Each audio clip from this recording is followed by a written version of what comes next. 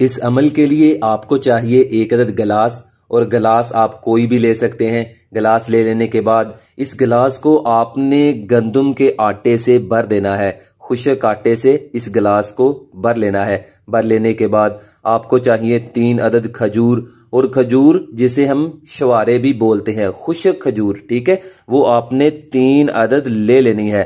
لے لینے کے بعد آپ نے اس عمل کو کرنا ہے۔ اکثر ہم اس وقت بہت زیادہ پریشان ہو جاتے ہیں جب گھر کے خرچے ہماری توقع سے زیادہ ہونے لگتے ہیں، پھر ہمیں دولت کی بہت زیادہ ضرورت محسوس ہوتی ہے جو ہونی بھی چاہیے۔ اسی کمی کو پورا کرنے کے لیے یہ عمل لایا ہوں تاکہ میرے بھائی اور میری چاند جیسی پیاری بہنیں یہ عمل کر کے دولت حاصل کریں اور اپنے ان خوابوں کو جلدی پورا کریں جو رات بھر آپ کو سونے نہیں دیتے۔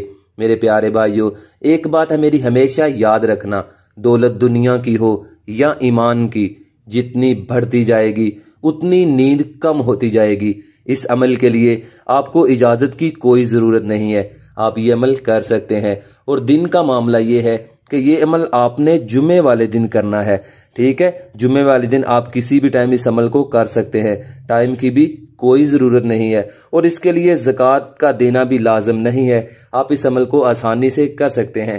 جمعے والے دن آپ نے کسی بھی ٹائم اس گلاس میں، کوئی بھی گلاس ہو، سٹیل کا ہو، پلاسٹک کا ہو، شیشے کا ہو، اس میں آپ نے گندم کا خشک آٹا ڈال کر اس گلاس کو بھر لینا ہے۔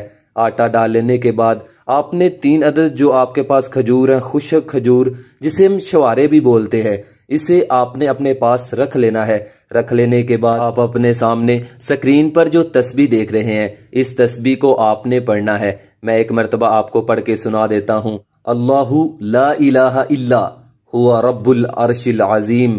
اس تسبیح کو آپ نے پڑھنا ہے، اور پڑھنے کا طریقہ کار کیا ہے؟ اس عمل کو کرنے کا طریقہ کار یہ ہے کہ آپ نے ایک کھجور پر اس تسبیح کو صرف اور صرف 141 مرتبہ پڑھنا ہے۔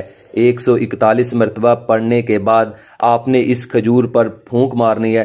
پھونک مارنے کے بعد آپ نے اپنے دائیں ہاتھ سے اس کھجور کو اس آٹے کے اندر گاڑ دینا ہے۔ اس آٹے کے اندر اس طرح آپ نے اس کھجور کو رکھنا ہے کہ وہ کھجور نظر نہ آئے۔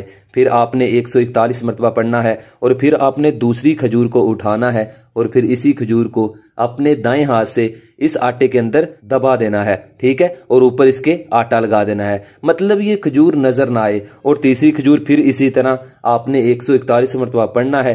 پڑھنے کے بعد اس کھجور کو بھی آپ نے اس آٹے کے اندر دبا دینا ہے تاکہ یہ کھجور نظر نہ آئے، اور اس کے اوپر اچھی طرح آپ نے آٹا لگا دینا ہے۔ عمل مکمل ہو جانے کے بعد تینوں کھجوریں اس آٹے کے اندر دبا دینے کے بعد آپ نے اس گلاس کے اوپر کسی بھی نیو سفید کپڑے کو اس گلاس کو اوپر سے باندھ دینا ہے۔ باندھ دینے کے بعد آپ نے اس گلاس کو اپنے گھر میں کسی بھی جگہ رکھ دینا ہے، یا اپنے کچن میں رکھ دیں، یا کسی اور جگہ اپنے گھر میں رکھ دیں، کسی کمرے میں رکھ دیں۔ انشاءاللہ آپ کے گھر سے کبھی دولت ختم نہیں ہوگی۔ دولت گھر میں ایسے آئے گی جیسے موسم خزاں میں درختوں کے پتے جڑتے ہیں۔ آسمان سے غیبی طریقے سے دولت کی بارش ہوگی، آہستہ آہستہ گھر میں رحمتوں کا نزول ہوگا۔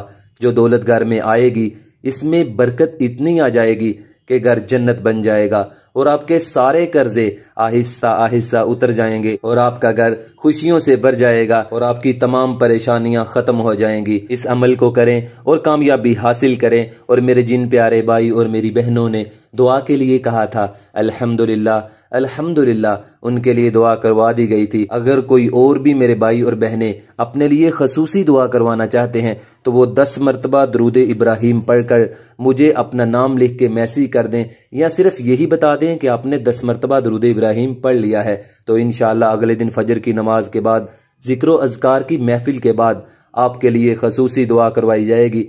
آپ تو جانتے ہیں کہ دعاؤں سے تقدیریں بدلتی ہیں، انشاءاللہ آپ کے حالات بدل جائیں گے۔